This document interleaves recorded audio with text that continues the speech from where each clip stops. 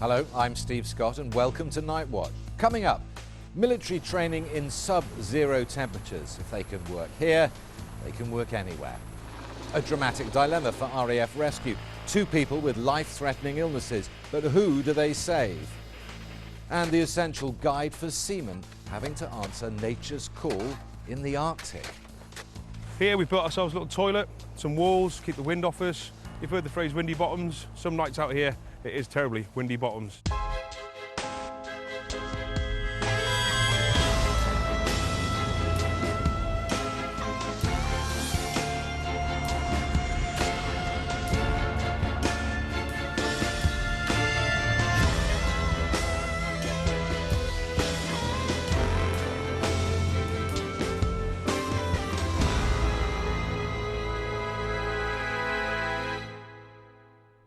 HMS Invincible. Even the name would strike fear into Britain's enemies. It's basically an airport at sea, with its own air traffic controllers, refuelers and engineers. And it's the pride of the Royal Navy's Fleet Air Arm. In tonight's programme, 7,000 personnel from 4 countries take part in a training exercise called Joint Winter. It gives the crews experience of working in treacherous, whiteout conditions. Dominic Velitis takes up the story. The Portsmouth-based aircraft carrier HMS Invincible is 200 miles inside the Arctic Circle with the Fleet Air Arm's Commando Helicopter Force. It's part of a multinational amphibious force on exercise Joint Winter. The Commando Helicopter Force is a group of 4 squadrons whose role is to support the UK Armed Forces. During this exercise, its Sea King helicopters will transport Royal Marines from ship to shore and then to whichever part of the battlefield the Commodore decides they're needed. With up to 700 Marines involved, the Sea Kings are kept busy, and even this huge ship is fully laden. It's a pretty packed place, so you can imagine that when we've got a busy flying programme, we could be often ending up, in fact almost all the time, with more aircraft in the air than we actually have landing spots available.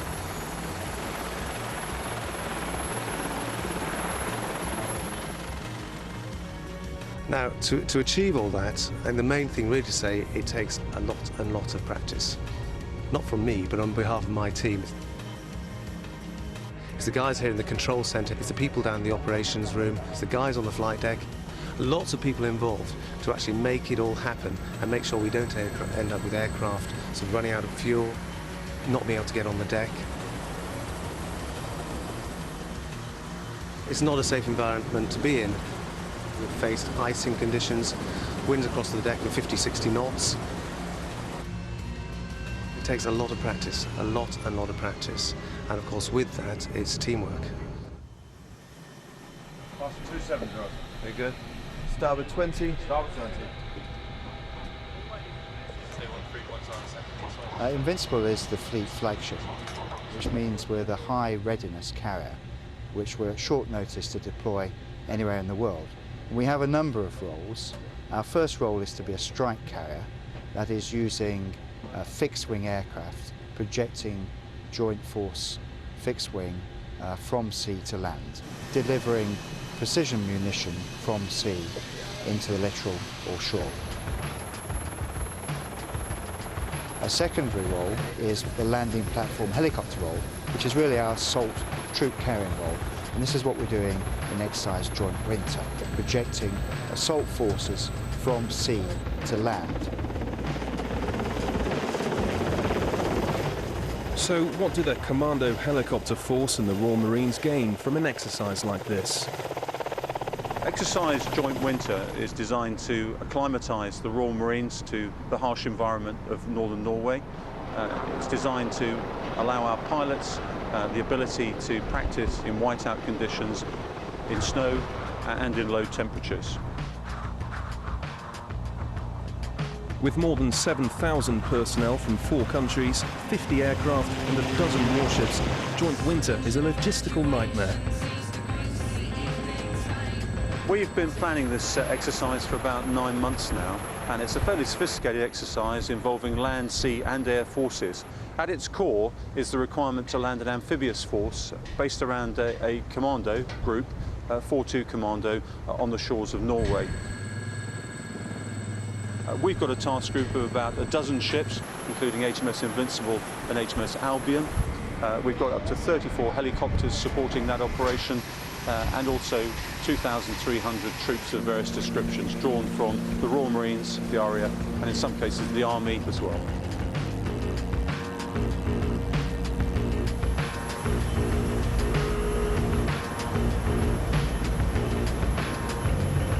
The Commando Helicopter Force was titled, as it is now, only quite recently, but the force itself was formed way back in 1947 to support the Royal Marines in their business.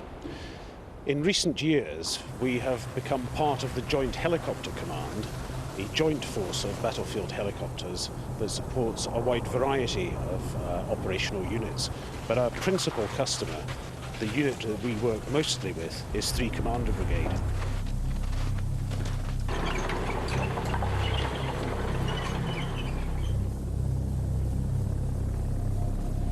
Commando Helicopter Force is actually enabling us to put the assault troops on the ground. And in this case, the assault troops that we're using are the Royal Marines. 4-2 Commando are heavily involved in this exercise. And really, we're using the utility of the Joint Helicopter Command to take those troops from sea to shore. Last night, we did a twin assault, air assault from this ship and landing craft assault from HMS Albion to regain territory taken by the opposition forces.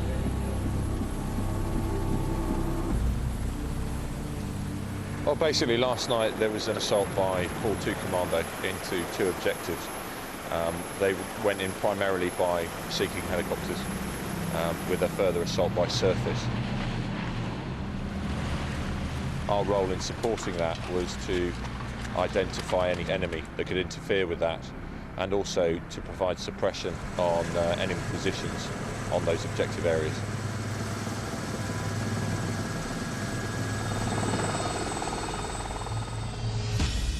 Time for us to take a quick break, and then top tips from the Royal Navy on how to survive in temperatures down to minus 40 degrees.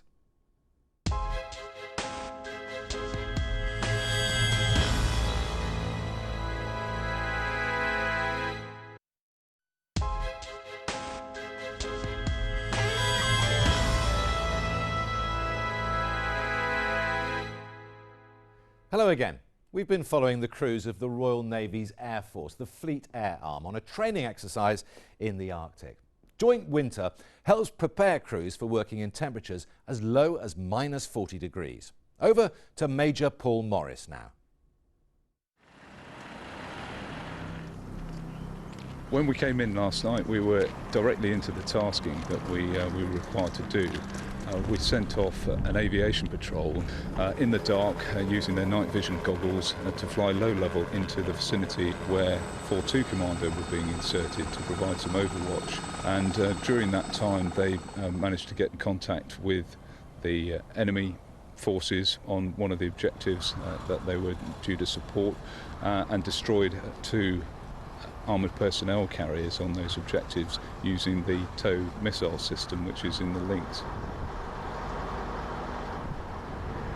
Once the objective is achieved, HQ requires the force to move to a new base.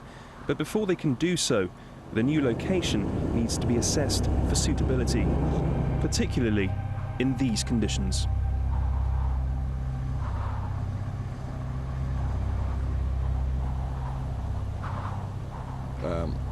Initially, myself as an operating base commander will go out and recce and have a look at an area that's suitable to take, in this case, 5 Sea Kings. When we go there, it'll literally be a quick look to see if we can get in there by day and night and it's a safe place to operate. Once that's done, I then set up communications with the Commando Helicopter Force, and then we will then call the aircraft forward.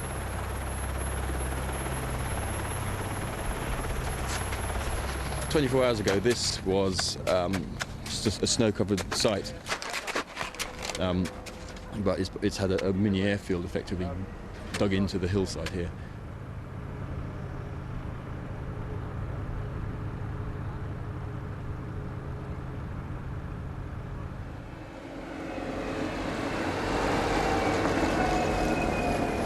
As soon as the aircraft move in, once they get into the location, they'll start putting up their tentage and camming out the aircraft, so that the visibility of that operating base from the air and from the ground is minimized.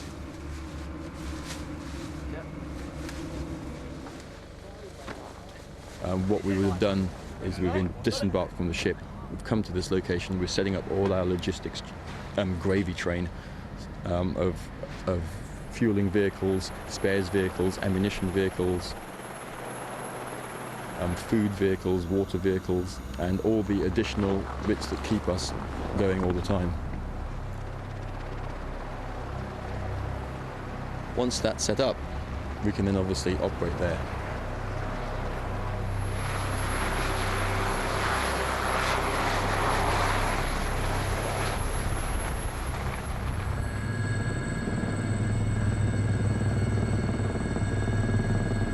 The role of the Sea King is to move troops primarily into the battlefield, but also, just as important, we move equipment. We're quite close to the shore here, so our primary role in something like Joint Winter is to move troops from ship to shore, and then once they get ashore, to then move them around the battlefield. We then operate this 24 hours a day, and we are at the beck and call of the Royal Marines.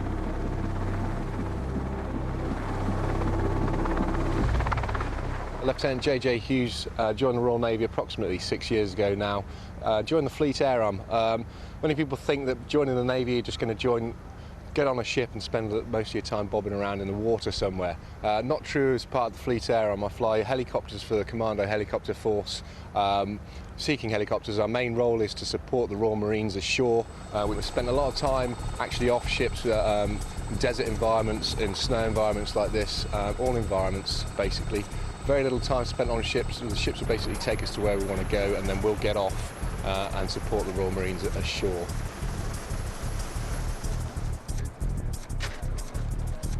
We can do it. I mean, not that there's a lot going on. 24 hours ago, this didn't exist. In 24 hours' time, this may not exist. We are at 1 hour's notice to move from here. So if we are compromised or told to move, we will go.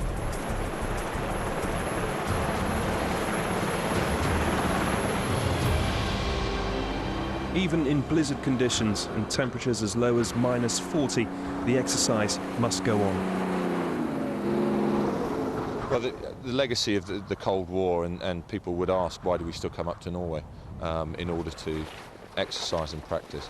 Well, there's many reasons, one of which, and I would argue the primary reasons, it's hard to live, it's hard to operate, it's hard to fight in this environment. If we can do it here, then we can do it anywhere. And that's especially on the flying side. If you can fly in Norway, it's nice and clear today, but it's not always the case. If you can operate in the snow, then you can more or less do it anywhere in the world. As you can appreciate, when you're flying out in the helicopters, they kick up a lot of snow, and they can get into what is called a whiteout condition, and it can be quite problematic to actually land anywhere, particularly when the snow is a powdered snow. There is a certain technique that you can employ to land safely in those conditions, and it is pretty much identical to that techniques that you're using in desert conditions. Out in the desert, clearly the sand in those conditions can be very, very detrimental to rotor blades, to engines, and to the airframe in general. Whereas out here we're teaching the same techniques to the pilots, but the snow doesn't damage the aircraft in any way, shape or form.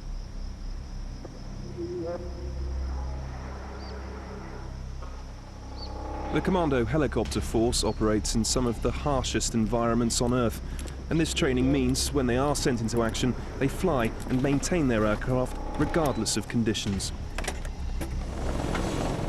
The lads that repair the helicopters have been working very hard while we've been out here. They've done engine changes in the field. We're through our second engine change today. That's hard on them. They've worked 24 hours about So you'll be changing an engine through the night where it's coolest. And then the pilots will have to get up and ground run and air test those aircraft in the morning. Sometimes it'll run through the day. Okay, come round the back of this and then we're pushing in again. The biggest difficulty we're encountering out here is the heat. The temperature of the aircraft and the metal on it is it gets very hot. Obviously, it's been out and just get hot soaked in the sun all day, and so you have to be careful of that. And obviously, towards the later end of the day, the winds do pick up and there is a sort of mild sandstorm. So working anywhere within like the engine compartments or the gearbox or anywhere where you have to open up a lot of panels, you've got to be careful because of these winds and the sand. Anything getting inside is obviously cause major problems.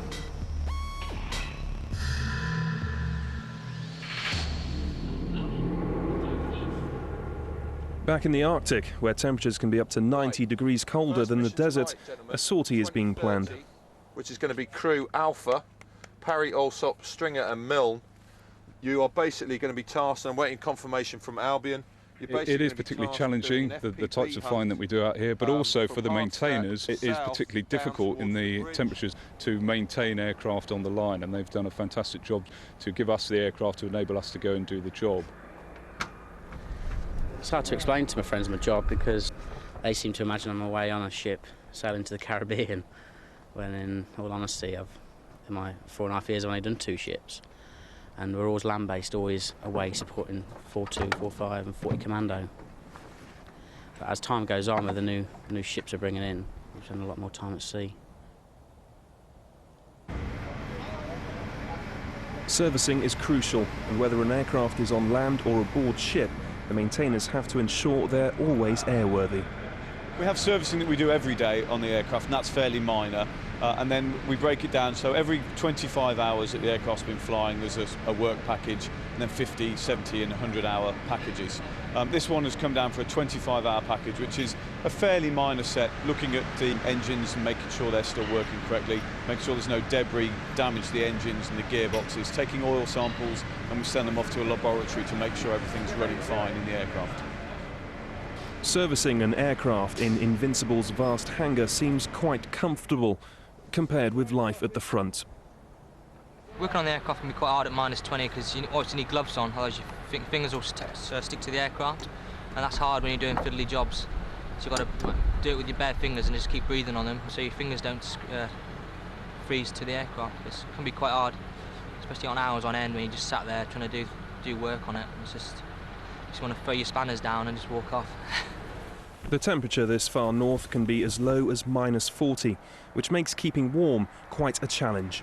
I sleep in the back of the van. One of the problems is it's quite cold overnight time, so we can't run the generators or the heaters on the motor through the night. If it was canvas, there's a good thermal properties in canvas, but with myself here I've got a plastic and metal box which does turn into a one-man fridge really through the night, and it can get quite cold. Last night, first night we got here, one of the lads stuck to the side. I stuck to the side because of the cold. Or sleeping bag stuck to the side anyway. You know, if we get down to -20, -30, you've always got the problems of any bare metal, touch that with your bare skin, that's going to instantly stick you to the metal and burn you. As long as it stays very cold, you don't get wet. But if the temperature goes up a bit, you know, you have problems getting wet, because if you get wet, that's even worse. But well, nothing's easy like this. Once you've got 4 people inside here, with the more people you've got in it, the warmer it is. And once you've got your cookers, you start cooking through the end of your tent there, because obviously once you're in there, you're stripping yourself down and getting into your bags as well. So obviously using your layer system and not sitting in there just doing nothing, you get in your bags whenever you've got the time to stand down. So you're trying to make yourself as warm as possible and keep as much hot fluids in you as possible as well. In these conditions, the body needs large amounts of fuel, and the 24-hour ration packs each contain 5,000 calories. The food out here is all dried food. We're not short of water, as I've said. The way we do it up is we boil it up, rip open the bag and put it inside. What have we got here today? Oh, hot cereal start. I'll let you have that one. Chicken and mushroom soup. Toilet roll. Drinking chocolate, which is a big favourite. And for tea tonight, we've got chicken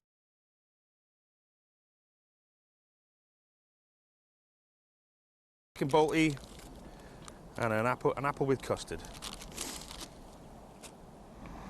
I usually eat quite a lot more when I'm out here. I probably eat double the amount of food I'm eating, normal like meals and stuff, and I'll eat a lot of chocolate as well and have a nutty if I can, because I find like I'm always quite hungry. I presume it's due to the amount of energy you burn off during all the work and due to the cold.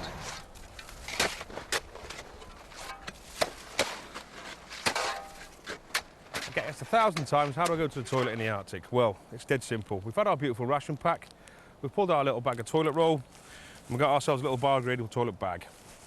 Here we've built ourselves a little toilet, some walls, keep the wind off us. You've heard the phrase windy bottoms. Some nights out here, it is terribly windy bottoms. So, we get our bag, we get our toilet roll, we make our way in, have a look around, make sure no one's looking at us, put our bag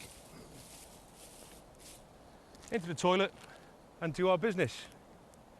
When we've finished, we take a little package, we wrap it up nice and neatly in our bag, and we double bag it. This is removed twice a day for health and hygiene purposes when we're in the field. Keeping ourselves clean and fluid is one of the best ways of staying healthy and fit to fight. Back on Invincible, 10 miles from the coast, the Sea Kings are picking up supplies to take ashore. Not all Sea Kings are used for lifting and carrying. 849 squadrons, Mark 7s, have state-of-the-art radar, which enables them to act as the eyes and ears of the fleet. As part of the exercise of using the Sea King Mark 7, that's the airborne surveillance control aircraft. Now, with their new radar and their equipment, it means that actually we're on the edge of technology, and they're able to facilitate large area of coverage, and they can data link that coverage back to the command platform, in fact to the ships of the task force. So they're providing a lot of information from the air to all the ships involved. They're actually monitoring individual unit movements. This can be down to an individual truck or trailer over an area that would be equivalent to inside the M25 around London.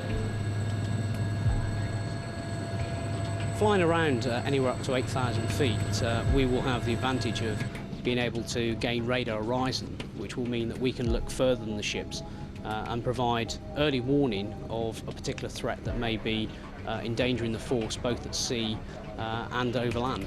Head at 4.5 miles, closing, believed to be a friendly FPV on further. The world has changed considerably, not just since the end of the Cold War, but also events like 9/11.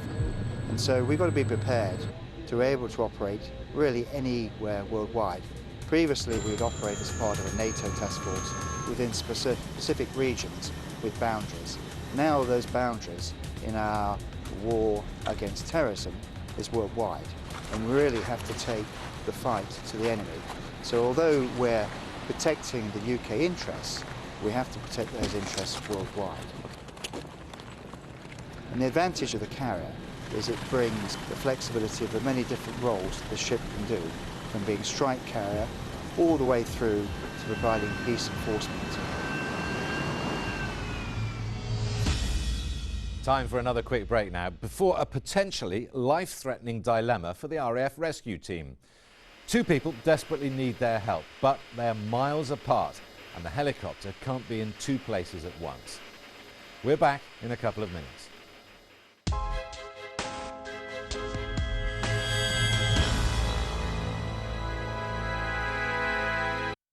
Social skills inspector. Much undervalued these days. Behind the warm welcomes. No, we don't like it, do we? The airs and graces. Oh yes, curtains if you pick out the wrong fork. And the sportsmanship. We're gonna chop you into little pieces. Lies murder, mystery and manners. Beaten to death with a one-iron. What a way to go. Someone somewhere must know something you never thought. Brand new Midsummer Murders, Wednesday at 8, ITV1.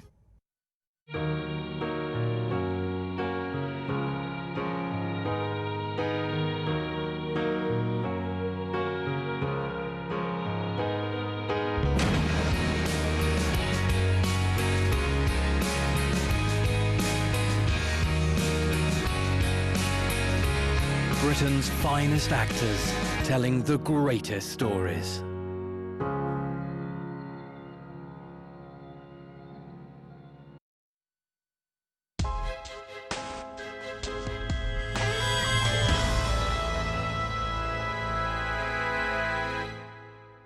Welcome back.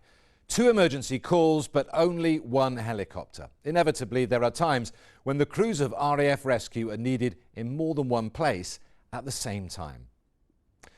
In our next story, the crew is attending to a patient on the side of a mountain who's suffering from potentially life-threatening hypothermia. Then they receive an urgent call to a man who's having a heart attack. The crew has to think and act fast if both victims are to survive. And it's a steep learning curve for the new member of the team. John Harkins is the narrator. There's a new boy at RAF Boomer. Flight Lieutenant Dan Easter, fresh from the OCU, the training centre for search and rescue. I'm keen to get my first job in, actually. I think most of the guys, Abo's first time on the flight. You also have butterflies or waiting for your first job. So I'm keen to get the first couple of jobs sort of done and dusted, and sort of, sounds really boring, but get into a bit of routine. The nice thing about the flight is there's a big range of jobs, from working the oil rigs over the sea to the Lake District, to where we're planning on going this afternoon, to sort of more local coastal jobs. Today, as navigator, Dan has to plan the route for a training trip to the Lake District. And it's his job to brief his new colleagues. And then from Pattervale, we'll probably take a look at Grisdale, which I think is the southern one, and Striding Edge, Helvellyn, that area. Dan has to carry out the final technical checks of the aircraft, and they're ready to leave.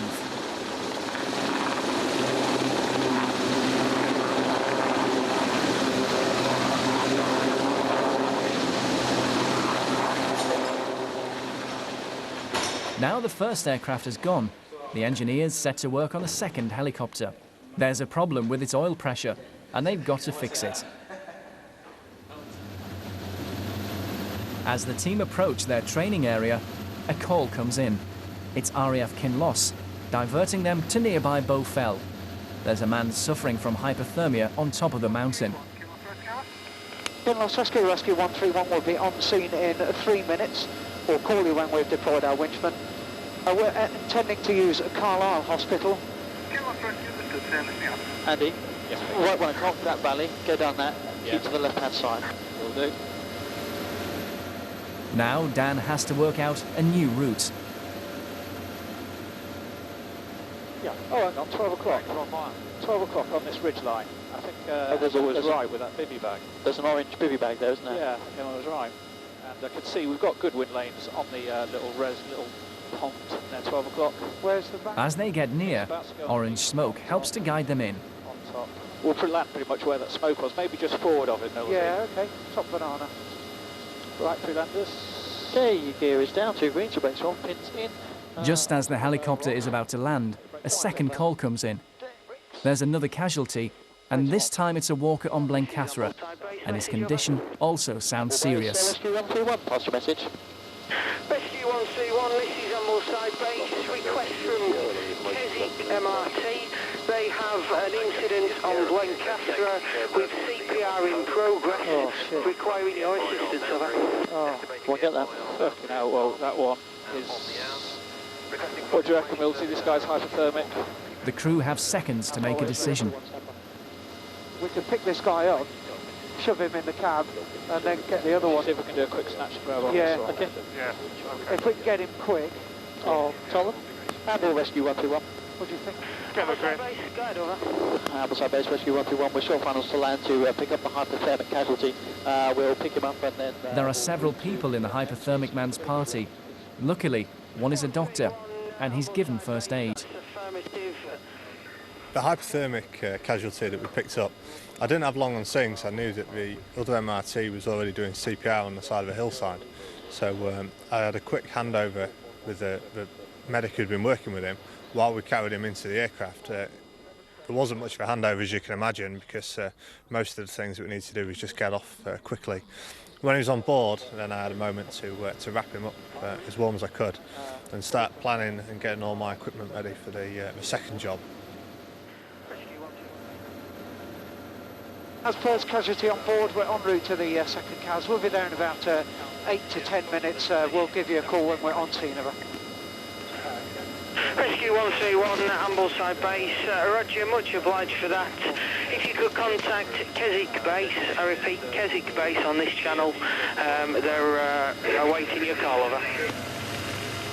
Rescue 131, Keswick Mark, go ahead. Keswick Mark 131, we're inbound to yourselves. We'll be there in a couple of minutes. Do you have smoke, over? Confirmed. We have just started down the hillside. We have a landing site which we can come to you rather than winch. It's probably quicker for us to come to you rather than you winch. I'll be on that site with smoke. Now 131, that's all copied. We're quite happy to winch. If you want to pass us your position now, we'll pick it up from there. You said you might be. Yeah, 131, we'll continue descending until you're with us, and then we'll make the decision on the spot. We have our slings on the stretcher ready for winching. There in 2 minutes. 131, that's ideal. We'll be with you in 2 minutes. Update on casualties conditions. He was in cardiac arrest. Paramedics have re-established, so we have a pulse, over. 131, that's all copy. That's good news. We'll be with you shortly. Safely over the side, off the harness, winching out. Height is good, steady. Dan, have a look at where we are, the best way round Skiddaw to get. Are you ready to move in? Okay, happy to move. Roger, to the survivor, move to the 1 o'clock. Height is good, tips and tail are well clear. You'll look out left or out, please, Dan. Yeah, I've got the left hand side, give it a move. Forward 8 and right. 6. 5. Correction, the right 4 and forward. Height is good. 3. Tips are well clear. Height is good. Right 2 and forward. 1. Winchman's on the ground, right only. Steady. Steady. Height is good. A right 1. Winchman's connected the stretcher. Steady. Steady. Height is good. Steady. Steady. Steady. Winchman and survivor attached. Winching in. It's 30 foot of cable to come in. 20 foot of cable. This will be for your switch. Roger. 10 foot of cable just below the sill. Approaching the door. Just stabilising the stretcher.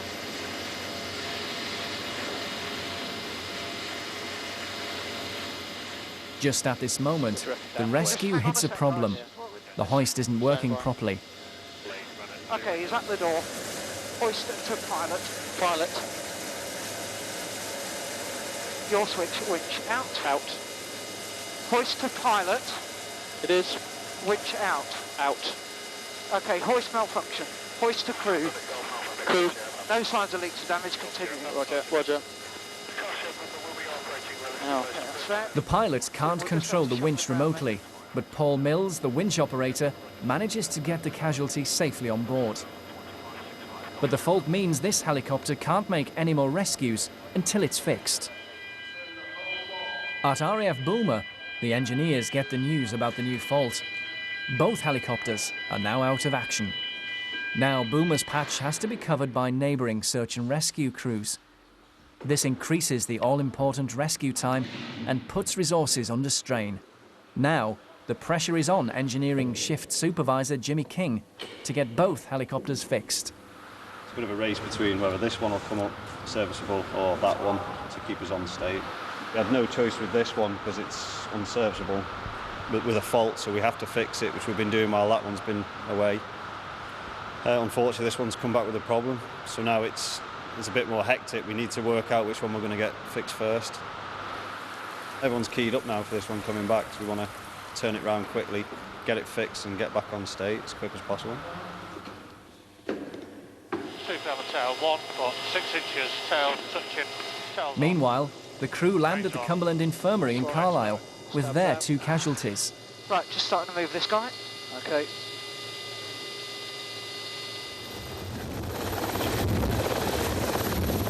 The crew arrive back at base and are met by the engineers, who immediately start work on the faulty winch. But for new boy Dan, it's been a challenging first day. It went quite well. It went quite swimmingly. We found the people when we were supposed to. Got them both to hospital.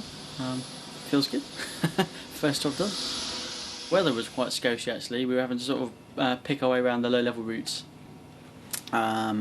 which made the nav interesting. But it was good. The nav all came out, and we got where we needed to be at the right times.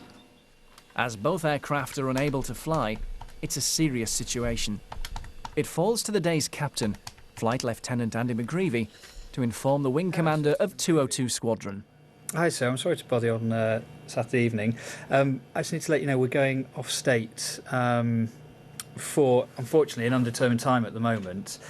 We've had problems with the main gearbox. Night falls, and the engineers are racing to fix the problems. Finally, there's good news. The aircraft that's been off longest today, the final thing they worked on, has actually cured the problem.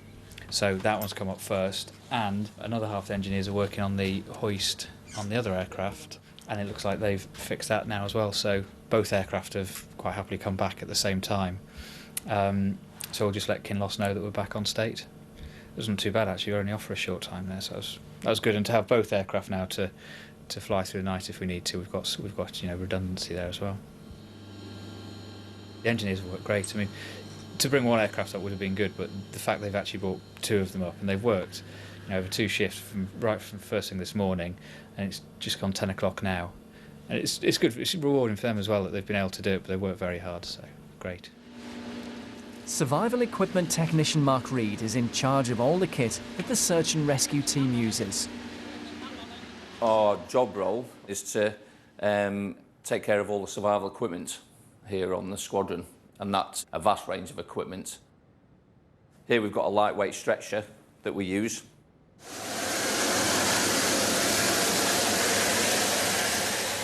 What they call a Mark IV harness. The rear crew, they wear these when they go down to get the casualty. It's just attached to the winch, and they get winched down on this. This is what you see them wearing, bosun's chair. Rescue strops. Again, this is attached to the rear crew when he goes out with his bosun's chair.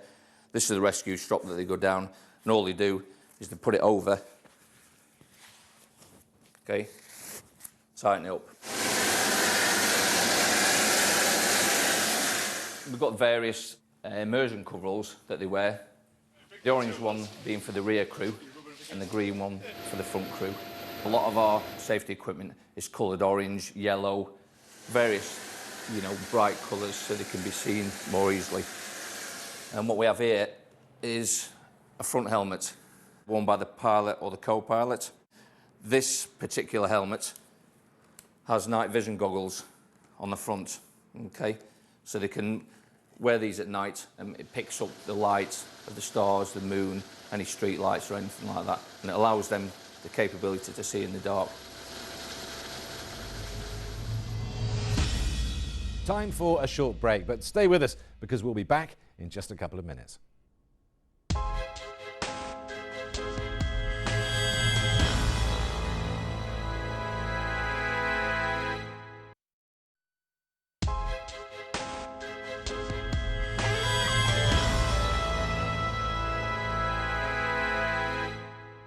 Hello again. Before the break, we were on board the RAF rescue helicopter as it was used to help save the lives of 2 people. But the story doesn't always end on a high, as we'll see in the final part of tonight's Nightwatch. Some people don't want to be found and rescued. But first, back to the training. Today, the flight is running an exercise at sea, using a large life raft. This is one of our larger life rafts. This is a multi-seat life raft, an MS-10, which denotes 10 people can actually sit in the life raft. It's packed into this container. We have one of these on board each aircraft.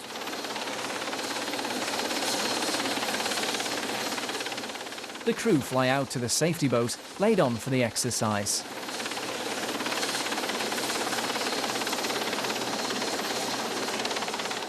The floor can be inflated. That's got to be done manually once they're in. Everything else is automatically inflated from the buoyancy chambers and the ramps. Everything is there for when they get in.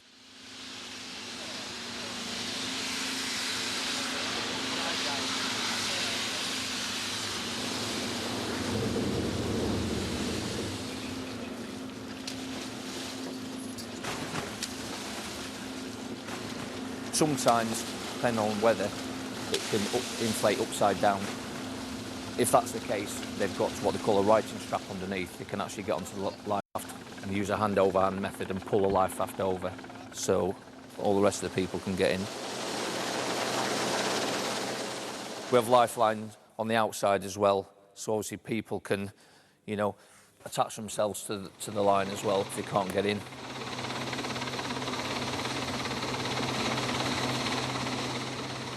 Winchman Andre Vernon has the job of going down to rescue the crew from the life raft.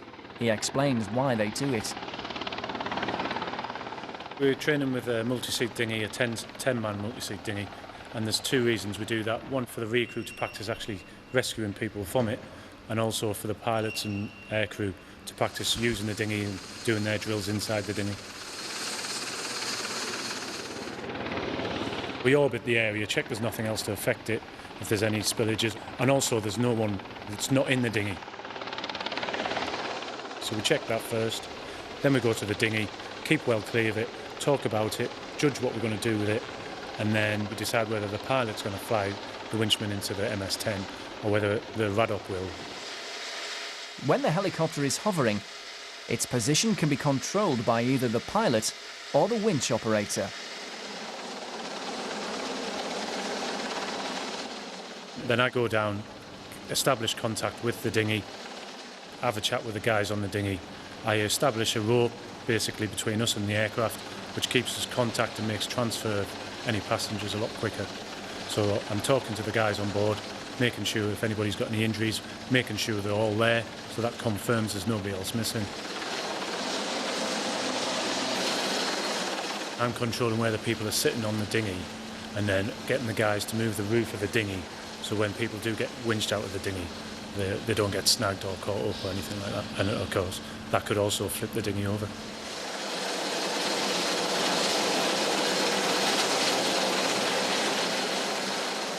It's all a judgment call on how many people it is and how bad the sea state is we decide how many people should go out and then actually collapse the roof. So we sit them down on top of the roof to make sure that there's less chance of it being blown over.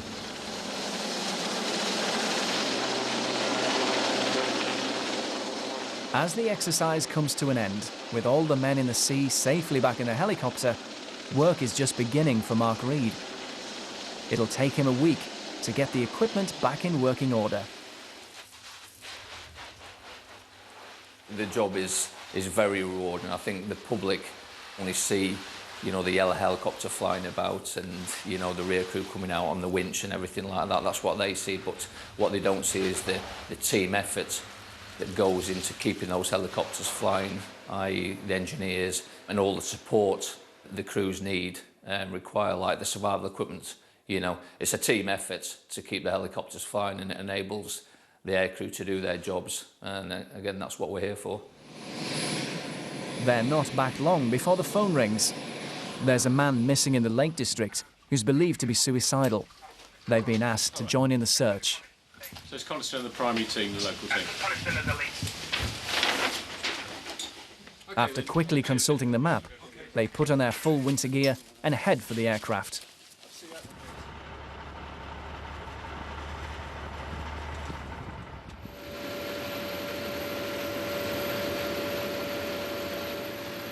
In the back, winchman Mark Vickery is getting ready.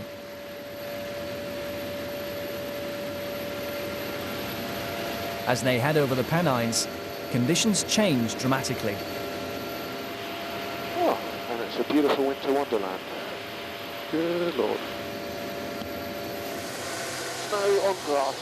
5 on the right main and 2 greens, brakes on. 4, 3, 2 on the right main and tail. 1, 6 inches, tail is touching, 1 for the right main and left, clear behind red lower. All clear, all holding. They land near Coniston, and Mark Vickery heads off to talk to the mountain rescue team about where to begin the search.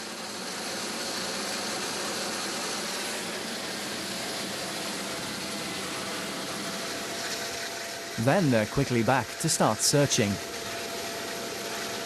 They're going to start on the other side of that brown wood. Yeah, I think so. You'll do 2 o'clock, yeah? Yeah. Yeah, and then we'll just do a few sweeps up the all this open ground. We have a thermal imager camera, a FLIR, let's call it, and we'll use that to search for people in open ground. It's a real asset for somebody that wants to be found. If there's any heat source on the ground, we can pick that up, and it's a real bonus for us to pick up people. Today I had black hot. Anything giving off a thermal imager heat source on the ground would show up as black on the screen. We can change that to white hot. We can use colours. It's just whatever gives the best resolution for the operator. Today it's limited value, to be honest. It's a heavily wooded area, very dense trees. The FLIR can't look through the trees, so it quickly becomes apparent when we're on scene that maybe a visual searcher is going to be our best use of the assets, i.e. people today. Just using our eyes, especially because it's daylight. It's a really dense little thickets of trees, aren't there? Yes, and in there we don't stand a chance. Right, we've obviously done this hill. We've walked through that. Yeah, that's that wood. So I'll go into the sort of the 2 o'clock area. Yeah, we'll just have a real good sweep of this open ground, and then we can just discount it completely. We can quickly discount huge areas of open ground using the thermal imager, so it is handy for that, and it's a good asset for the people on the ground. It frees them up from searching areas that would otherwise be fairly mundane for them to search, and we can quickly discount large areas, so it is a big asset for those on the ground. I mean, looking at these areas, I don't think there's much more we can do for them. It's not an easy search area, is it? Have we actually covered all the area they wanted us to search? The open area, basically it's all that open area to the east. I think probably one more up here, and then we could do a few more out that way. Yeah, just to rule it out, I think that's fair, isn't it? That's fair. The team crisscross the open ground, searching for the man who's been missing overnight. As they reach the forested areas, the man still hasn't been found. But the crew are stood down, and they head home. Rescue 131, Conductor Stewart, go ahead, sir. I think we've just about exhausted our search in the area. Our intention at the moment is to land back on and have another chat with yourselves on the ground. We've got about 20 minutes, 30 minutes to go. Probably 30 minutes until we need to go up to Carlisle for a refuel. Sadly, at 5 o'clock this evening, they found the body on the edge of the forest, just as the light was failing. And it's on that sad note we end tonight's Night Watch. Thanks for being with us, and I hope you'll join us again next time. Goodbye.